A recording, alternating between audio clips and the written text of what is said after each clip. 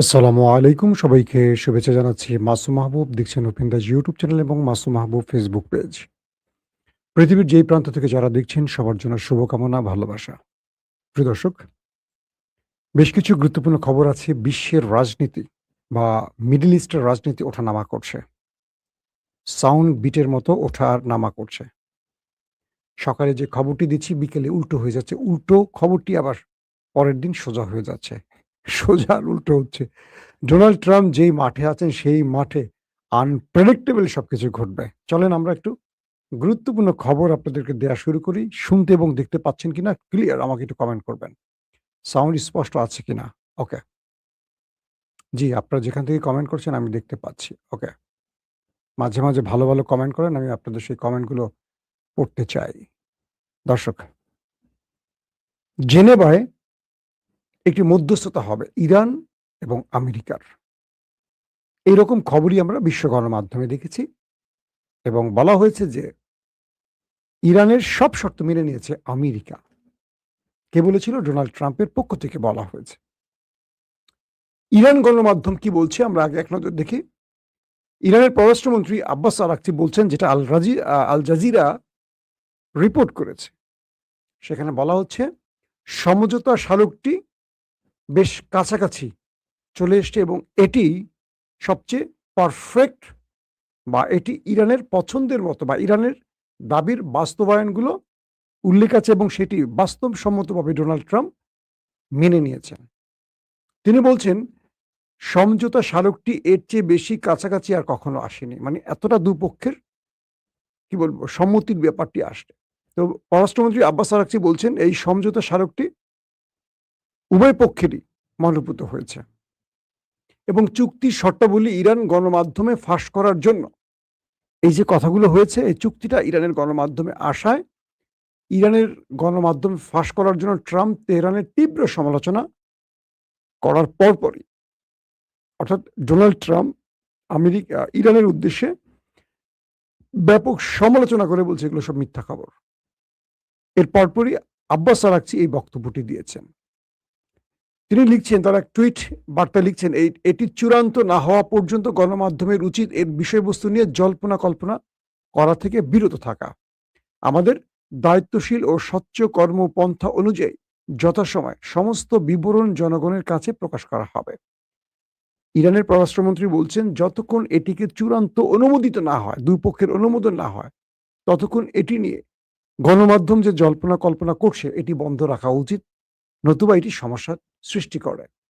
Donald Trump কি বলছেন? খুব গুরুত্বপূর্ণ খবর আছে, ওয়েট করেন আপনারা।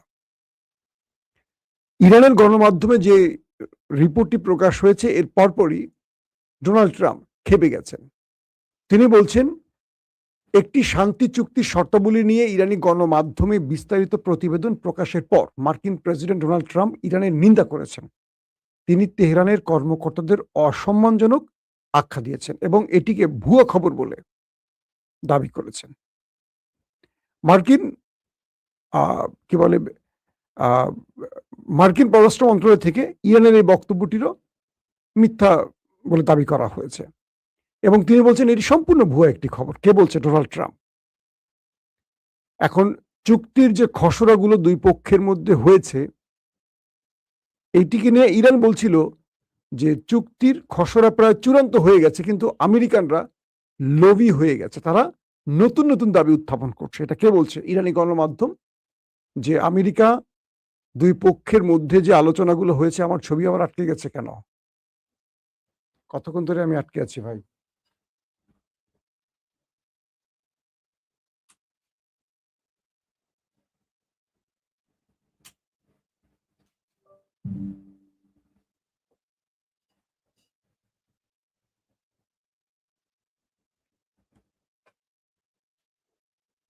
চেহারা বেশি ভালো না তো, এই জন্য আটকে গেছিল বোধহয়, না ফ্রিজ হয়ে গেছিলাম। গরমে ফ্রিজ হয়ে গেছে, মানুষ শীতে ফ্রিজ হয়ে যায়। তো ইরান বলছিল যে আমেরিকা লোভী হয়ে উঠছে, কারণ তারা আমাদের দুই পক্ষের আলোচনার মধ্যে নতুন নতুন বিষয় যোগ করে। পাশাপাশি কয়েকটি সূত্রের দাবি করা হয়েছিল যে ইরান, মানে কেন আমেরিকা খেপছে যে ইরানের গণমাধ্যমগুলো প্রকাশ করেছে এই রকম খবর যে আমেরিকা রাজি হয়েছে ইরান তার ইউরেনিয়াম তার দেশে রাখতে পারবে। নাম্বার 1, 60 দিন যুদ্ধবিরতি, মানে 60 দিনের মধ্যে যুদ্ধবিরতি সম্পূর্ণ হবে এবং এই 60 দিনের মধ্যে ধীরে ধীরে সবগুলো বাস্তবায়ন করা হবে। কি কি? ইরানের যে 24 বিলিয়ন মার্কিন ডলার পৃথিবীর বিভিন্ন দেশে ইরানের যে সম্পদ জব্দ করা হয়েছে, এটি আস্তে আস্তে দেয়া শুরু হবে। ইরানের নিষেধাজ্ঞাগুলো প্রত্যাহার হবে এবং ইরান তার পণ্য, তেল, গ্যাস সহ সবকিছু আস্তে আস্তে বিশ্ববাজারে রপ্তানি করতে পারবে। ট্রাম্পের পক্ষ থেকে এই অনুমোদনগুলো আসছে। পাশাপাশি ইরানের যে ক্ষয়ক্ষতি হয়েছে তারও একটা ক্ষতিপূরণের হিসেব অনুযায়ী তাদের ক্ষতিপূরণ দেয়া হবে।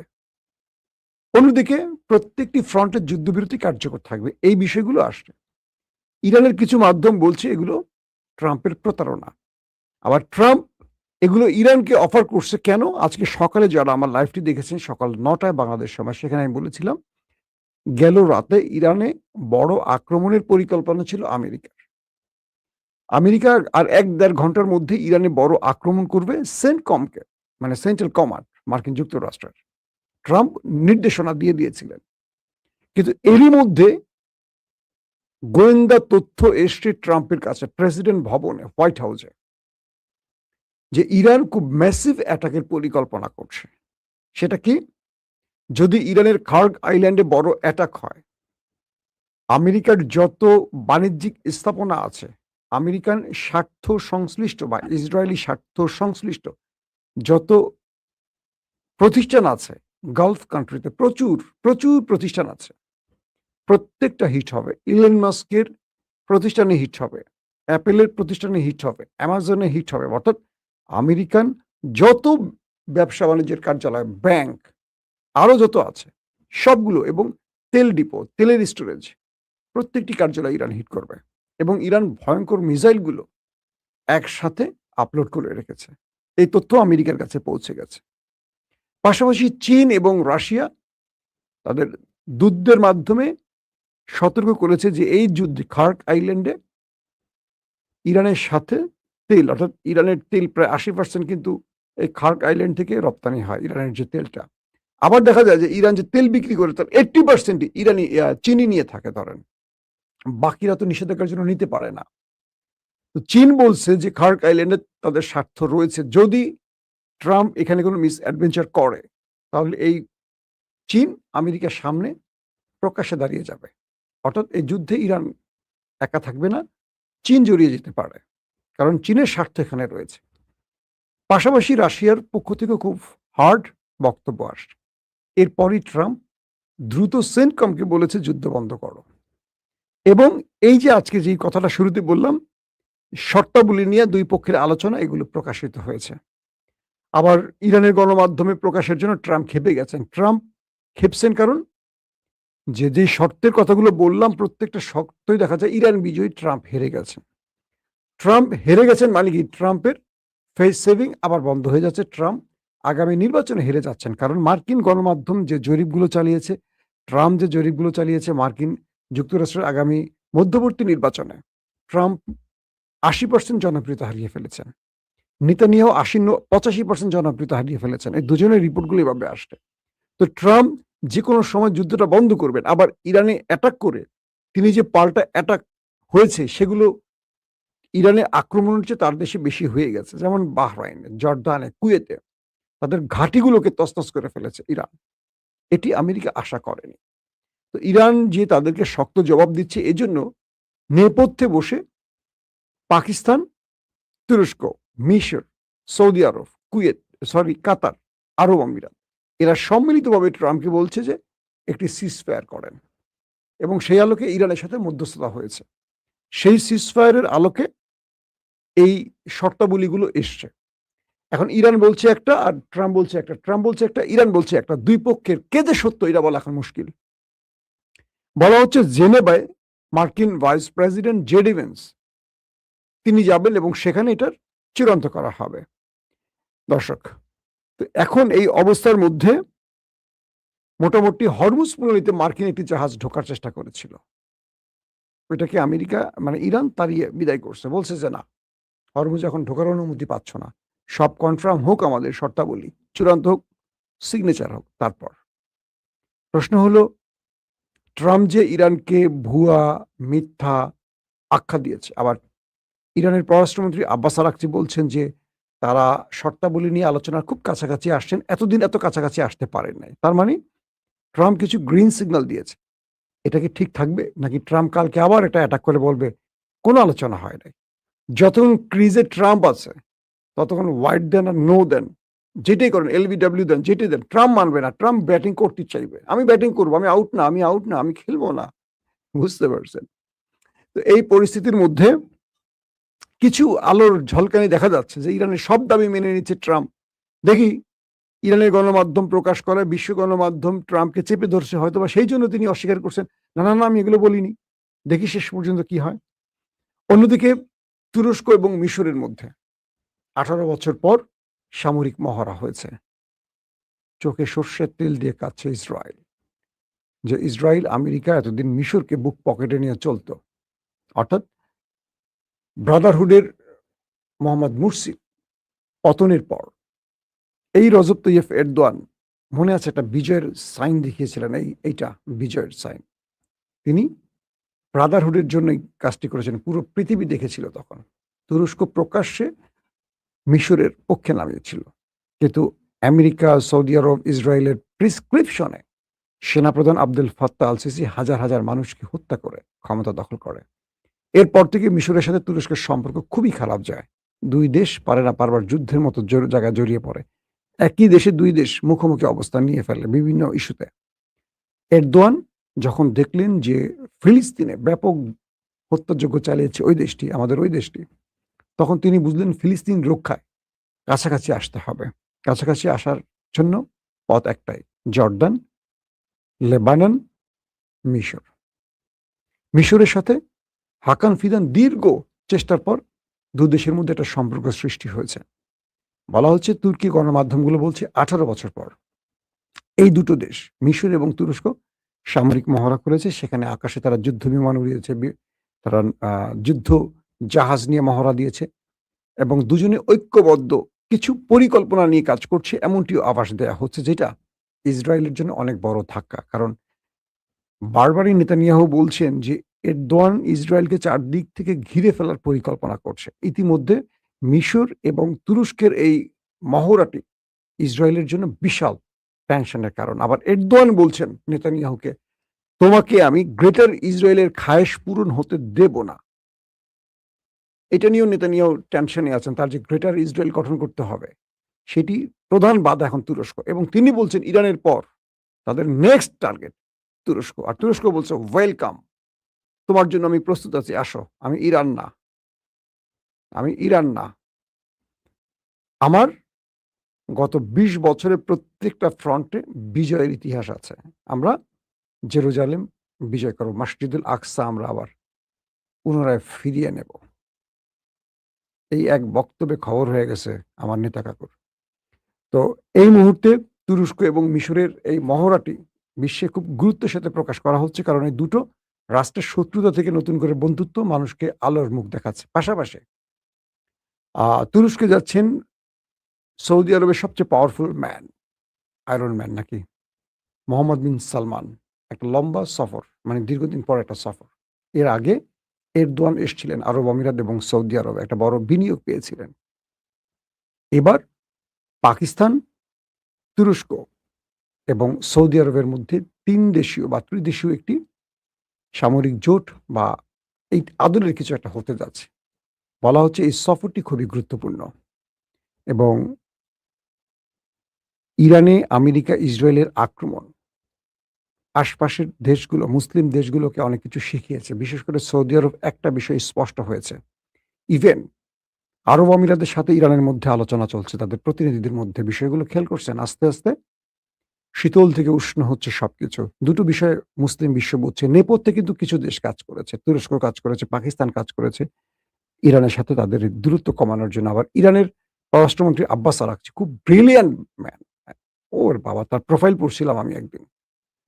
আলী লারিজানি এবং আব্বাস আরাকচির পুরো প্রোফাইল, তারা যে ডক্টরেট করছে তার পুরো প্রোফাইল ফাইলগুলো পড়তে গিয়ে আমার মাথা খারাপ হয়ে গেছে। এত ব্রিলিয়ান্ট হয় কি করে?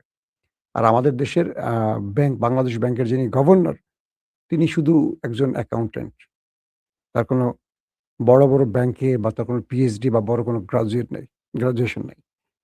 পৃথিবীর একটা নেপালের মতো দেশে বলেন, একটা ছোট দেশের গভর্নর হন বিভিন্ন দেশের পিএইচডি হোল্ডাররা। বাংলাদেশের ইসলামী ব্যাংকের চেয়ারম্যান একজন চোর। আফসোস বিএনপির জন্য আফসোস। এই বিএনপির জন্য আমরা ১৫.৫ বছর ওয়েট করেছি, ১৮ বছর ওয়েট করেছি। আসবে বিএনপি কবে? কবে আসবে বিএনপি? অপেক্ষায় ছিলাম। কত নামাজে দোয়া করেছি আল্লাহর কাছে হাত তুলে। বেগম জিয়াকে বা তারেক রহমানকে প্রধানমন্ত্রী দেখার জন্য। বিএনপি থেকে যোগ্য লোক নাই। এই আদামরা অশিক্ষিত, করাপ্টেড দুর্নীতিবাজদের বসাতে হবে। এভাবে বিএনপিকে বা বিএনপির জনপ্রিয়তাকে ধ্বংস করে ফেললে হবে? যারা বিএনপির পক্ষে কথা বলছেন, যেসব নেতারা, সাংবাদিকরা, আমলারা, বিভিন্ন পর্যায়ে এরা সব সুবিধাবাদী। এরা এই কথাগুলো বলছে কেন? বিএনপির থেকে সুবিধা নিতে। কালকে সুবিধা বন্ধ হলে বা কালকে আওয়ামী লীগ বা কেউ ক্ষমতা আসলে এরা সঙ্গে, সঙ্গে বলবে, "আমরা বিএনপিকে বলেছিলাম এই কাজ করো না, এই কাজ করো না।" আমরা বিএনপিকে প্রকৃত অর্থে ভালোবাসি। আর এজন্য এই সমালোচনাগুলো করি যাতে আগামী দিন বিএনপি আওয়ামী লীগ হয়ে না যায়। আসেন। তো এই পরিস্থিতির মধ্যে এখন তুরস্ক, সৌদি আরব আর পাকিস্তান এই ৩ দেশের যে চুক্তিটি নিয়ে এখন কাজ চলছে এবং সৌদি আরব তুরস্কে গেলে এই বিষয়টি আরো এগিয়ে যাবে। বলা হচ্ছে আধুনিক প্রযুক্তির মুসলিম বিশ্বে আধুনিক অস্ত্রের দিকে নাম্বার 1 তুরস্ক। আর সবচেয়ে পাওয়ারফুল নিউক্লিয়ার বা পারমাণবিক বা অ্যাটম বোমা রয়েছে পাকিস্তানের। তবে এখানে পাকিস্তানের একটা চেষ্টা থাকতে পারে বা তুরস্কের চেষ্টা থাকতে পারে ইরানকে জড়িত করা। ইরান এখানে ২ টো কাজ করে ফেলেছে। ১, আমেরিকা, ইসরায়েল কি একটি দেশ। এই ২ টো দেশকে ধোলাই দেওয়ার সঙ্গে গালফের ৮ টি দেশকে বা আরো ১০ টি দেশকে ধোলাই দিয়ে এটা প্রমাণ করেছে ইরান নেক্সট মিডল ইস্টের মোড়ল হচ্ছে। তো তুরস্কও চাইবে ইরানকে পাশে রাখতে। যদিও তুরস্কের সাথে ইরানের ভৌগোলিক অনেক দূরত্ব আছে, অনেক ইস্যুতে তাদের মধ্যে লড়াই আছে।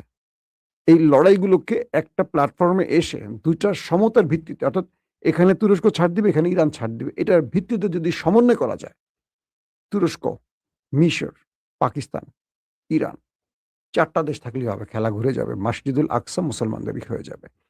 তো এই বিষয়গুলো নিয়ে আসলে খেলা চলছে, আবার নেপথ্যে শত্রুরাও খেলছে। কি করে মুসলমানদের মধ্যে ফাটল ধরানো যায়? কি করে বিএনপি জামাতের মধ্যে ফাটল ধরানো যায়? এরা ২০ বছর একসাথে ছিল। একসাথে লড়াই করেছে। অজস্র মানুষ গুম, খুন, ক্রস ফায়ার হয়েছে। জামাতের শীর্ষ লিডাররা সব ফাঁসিতে ঝুলেছে।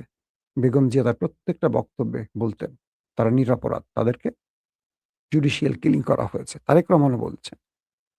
আজকে সেই বিএনপির কথা পুরো পাল্টে গেছে। বিএনপি এখন চেতনায় আর জামাত এখন রাজাকার।